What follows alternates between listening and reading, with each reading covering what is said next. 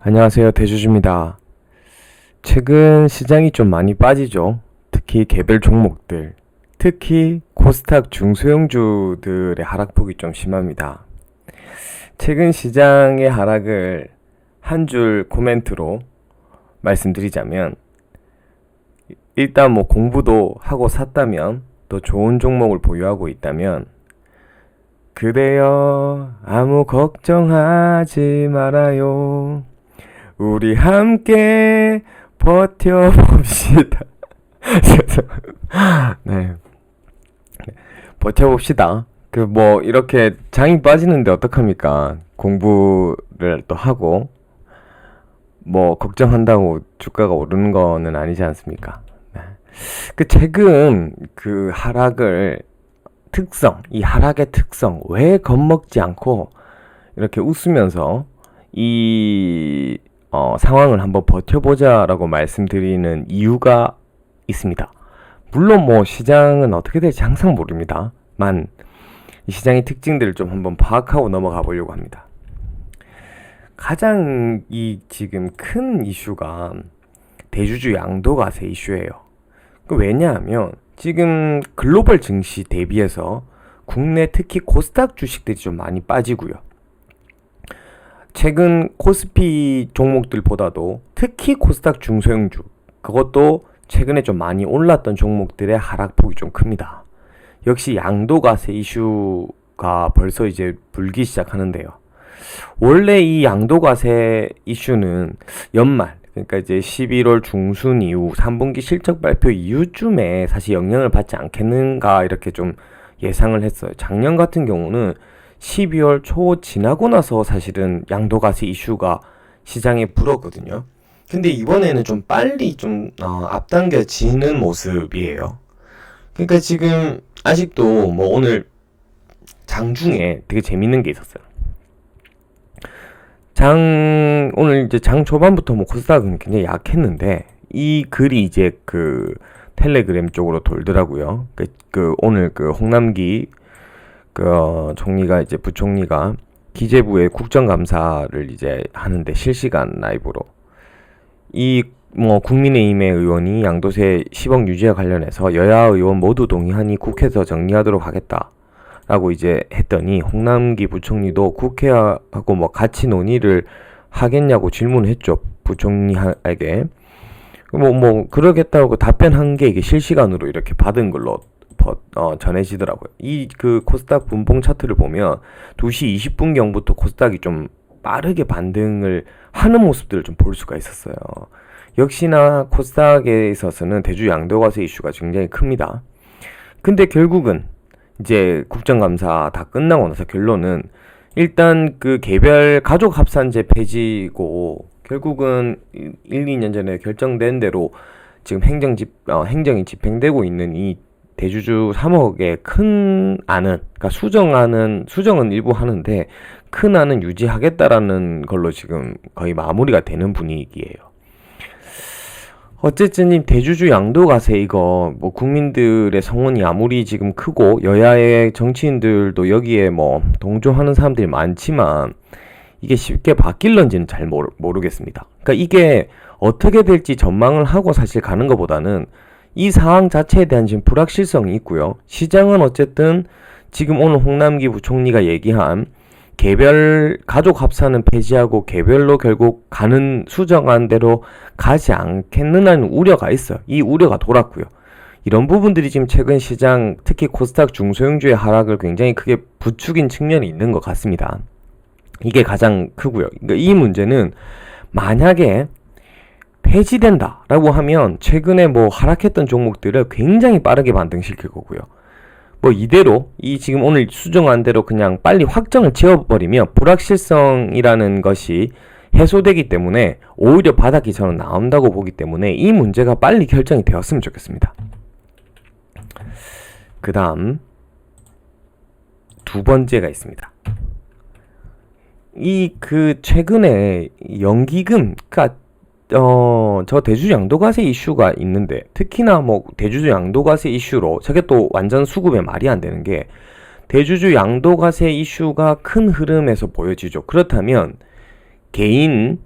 큰 손들의 매도 물량이 많이 나와야 될 텐데 개인들은 또 많이 사요. 그러면 최근에 저런 큰 이슈, 그러니까 대주주 양도 과세가 연말에 영향을 미칠 거라는 저 큰 이슈를 가지고 결국은 누가 팔아서 시장을 꺾나 하면 연기금이에요. 이 연기금이 사실 뭐 9월 달부터 얘기가 나왔어요. 연기금은 주식을 이제 그 연기금의 투자 비중 중에 주식의 비중이 정해져 있어요. 뭐 이렇게 5%, 10%, 코스닥 비중도. 근데 이 연기금이 뭐 올해 주식을 되게 많이 샀다기보다도 올해 전반적으로 종목들이 많이 올라 버리니까 연기금의 어떤 그 주식 비중이 과매수 구간이 되어 버려서 연기금이 좀 많이 오른 주식들을 좀 팔고 좀 적게 오른 주식들, 그 다음에 뭐 고위험 주식들을 팔고 성장 주식들을 팔고 뭐 중위험 저위험 주식들로 좀 포트를 옮겨가는 이런 흐름들이 9월 말 10월 초부터 좀 예고가 됐어요. 이거 보세요. 코스닥. 이 지금 코스닥의 매도는 거의 기관이 주도하는 겁니다. 그러니까 이게 약간의 뭐 진짜 글로벌의 유동성 흐름과 지금 시장의 어떤 펀더멘털하고는 사실 약간 무관하게 수급적인 기관들의 이런 이슈로 인한 매도. 이게 되게 재미있는 게 보세요. 여기서부터. 거의 10월, 9월 20일부터 연기금이 계속 코스닥 팔기 시작해요. 코스피는 조금 낮죠. 전체적인 그 비중 대비해서 금융투자 이런 쪽은 좀 많이 사고요. 그러니까 기관 총합으로 봤을 때 코스피는 기관 총합은 그래도 좀 빨간 게 많이 보이죠. 연기금은 계속 팔고 있지만 특히 코스닥은 이 연기금이라는 큰 손이 코스닥에서 이렇게 매도를 한다라는 소문이 돌면 다른 기관들도 이게 다 뭐 서로 형 동생 하거든요. 이쪽에 여의도는 좁습니다. 그러면 이게 기관들이 다 매도에 동참한다니까요. 이게 커요. 그럼 결국은 여기 달린 거예요. 여기 지금 수급적으로는 언제까지 팔까요? 뭐 예를 들면 이런 거죠. 얘네들이 이제 아까 이 연기금들이 기관들이 올해 주식이 좀 올랐으니까 뭐 많이 그러니까 많이 사서 과매수 구간이 된 게 아니고 올라가지고 과매수 구간이 됐다고 하니까 그 비율을 맞추기 위해서 금액적인 뭐 판다고 쳐요. 그리고 지금 시장을 빼요. 그렇다면 이 기관들 연기금이 팔면서도 비용이 낮춰지고 종목들이 하락하면서도 매수 비율이 낮춰지니까 뭐 얼마나 팔겠습니까? 시장에서는 코스피 코스닥 합쳐서 한 2, 3조 정도 남았다 이런 분위기들이 좀 도는데요. 제가 생각할 때는 거의 무릎 정도까지는 오지 않았나 싶고, 저도 오늘은 현금을 다 썼습니다. 그냥 다 썼고, 또 좋은 거는 만약에 여기서 더 빠진다라고 하면 뭐 담보대출도 조금 일부 쓸 생각이 있습니다. 왜냐하면 지금 빅히터 청약 이슈 때문에 담보대출이 한 달간인가 증권사마다 대부분 다 막혀있더니 뭐 최근에는 다 풀렸더라고요. 지금 담보대출도 쓸 수 있는 상황입니다. 그렇게 보고, 세 번째 빅히터 제가 얼마 전에도 얘기했죠. 이게 이제 상장을 하고 나서 뭐 7조 정도의 상장을 하고 10조를 바라보다가 이게 지금 최근에 계속 반등 없이 거의 급락하죠. 오늘 정도는 약간 바닥 느낌이 나오는 정도의 약간의 양봉들을 보이긴 했는데 아직 그 의미 있는 추세 반등을 하지 못했어요. 어쨌든 빅히터의 상장의 어떤 하곤 이후의 하락이 전반적으로 또 성장주의 경종을 울렸어요. 경종을. 그래서 최근에 뭐 엔터, 바이오 뿐만 아니라 최근에 좀 많이 오른 퍼 자체가 나오지 않는 뭐 삼성 바이오로직스라든지 뭐 이런 전반적인 퍼가 높은 고밸류에이션 종목들에서 약간의 조정폭이 좀 큰 흐름들이 나옵니다. 근데 전체적으로는 보세요. 이게 저는 이제 두려운 게 뭐냐면, 걱정하지 마세요. 두려운 게 뭐냐면 글로벌 증시가 깨지거나 뭐 지금 물론 글로벌도 지금 혼조세예요. 제가 11월 3일까지는 불확실성, 그러니까 뭐 미국 시장이나 글로벌 시장도 최근 혼조세잖아요. 그러니까 큰 특징과 이슈가 없어요. 그러니까 국지전이 지금 되고 있는데 국내 이슈들이 지금 시장에 영향을 크게 미치는 거예요. 그리고 만약에 유동성 거품이 완전 꺼졌다가 하면 코스피 대형주들, 그러니까 요새 또 제가 시크리컬 장세라고 해서 요새 또 강한 주식 있잖아요. 만약에 시장이 진짜 깨지는 거라면 다 빠져야 돼요. 그냥 그러니까 돈이 어디로 다시 흘러갈 쪽이 생기지 않는 거예요. 그냥 돈이 그냥 완전 폭포수처럼 딴 데로 그냥 빠져나가야지, 지금 물길만 살살살 딴 데로 바꾸고 있는 이런 거는 아주 유동성 장세의 그런 기본적인 장세 흐름은 살아있는데, 국지적으로 대주주 양도세 과세 이슈, 연기 과매수 이런 이슈, 빅히터 성장주 최근 주가 하락에 대한 부분도 영향을 다 미친다, 이렇게 볼 수 있을 것 같습니다. 이 세 가지 포인트이고요. 그래서 저는 일단 시그널이 빅히터가 언제 좀 반등을 좀 나오느냐, 연기금이 시장에서 아까 코스피를 팔고 있는데 연기금의 매수가 언제 멈추냐, 이거 좀 빨리 결정되느냐, 이거 세 가지예요. 이 이슈로 보면 되는데 한 무릎까지 내려오지 않았을까요? 재밌는 이론을 제가 또 하나 소개해 드릴 텐데 들어보신 적도 있을 겁니다. 저는 사실 그 사진 정말 마음에 안 들었어요. 제가 이 사진을 쓰기도 했는데 뭔가 이게 막 축배를 드는 빅히터 엔터테인먼트가 10월 15일 날 상장하는 날이었어요. 거의 제가 봤을 때 10월 15일 즈음이 코스닥 고점이었어요. 고점. 이 빅히터의 하락과 함께 거의 코스닥이 거의 시기적으로는 약간 꼭 이것 때문은 아닌데 무너지기 시작했는데, 이런 그림 참 만세 부르는 이 파티하는 그림이 안 좋은 게 칵테일 파티 이론이라고 피터 린치도 얘기한 건데, 미국이나 유럽에서 이 파티를 많이 하지 않습니까?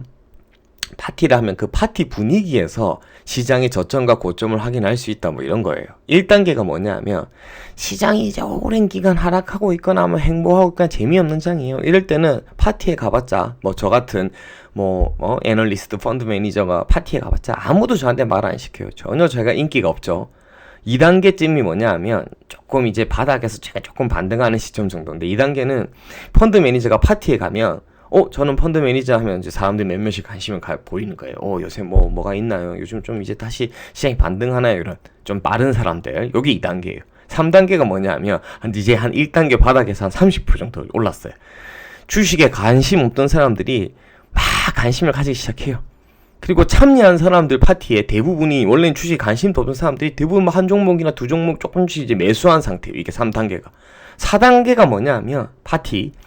이미 대부분의 주식이 좀 올라있고 참여한 사람들이 최소 5종목 이상 보유하고 저마다 침을 튀기면서 자신의 수익률을 자랑하고 자기 종목을 자랑하고 얼마가 갈 거라는 이때예요. 우리는 어느 때일까요? 우리는 과연 어느 때예요? 물론 장이 끝났다고 보지는 않습니다. 저는 그래도 3단계에서 4단계로 진입한 초기, 아직까지 유동성 장세의 끝물도 아니고 아직 우리 시장은 여전히 상승 여력이 충분히 남았다고는 생각합니다만은, 이 주식시장에서의 어떤 경계감, 어떤 긴장감, 이건 절대 놓치면 안 됩니다. 또 이렇게 하락할 때는 쓸데없는 걱정, 고민, 불안, 이 또한 전혀 도움이 되지 않습니다. 어쨌든 큰 흐름에서는 제가 봤을 때는 이 세 가지 지표의 흐름들을 지켜보시면 될 것 같고, 거진 다 온 것 같아요. 이제는 역전의 드라마를 쓸 때가 왔고, 또 3분기 지금 실적 시즌에 국내 지금 삼성전자부터 해서 오늘 LG생활건강, LG디스플레이도 흑전하고, 그러니까 전반적으로 큰 형님들 대기업들 실적이 좋은데 중소형주 그 밑에 있는 종목들이 최근에 개별 3분기 실적들과 무관하게 조정을 그냥 같이 받고 있어요. 기회죠, 기회. 적금이라도 들어가 있는 거 깨서 일단은 길게도 안 보고 3분기 실적 시즌만 보고 연말 배당 시즌만 보고라도 충분히 지금은 다시 매력을 느낄 만한 시기가 온 게 아닌가라는 생각입니다. 너무 걱정하지 마시고요. 어쨌든 내일장도 화이팅입니다. 이상 대주주였습니다. 감사합니다.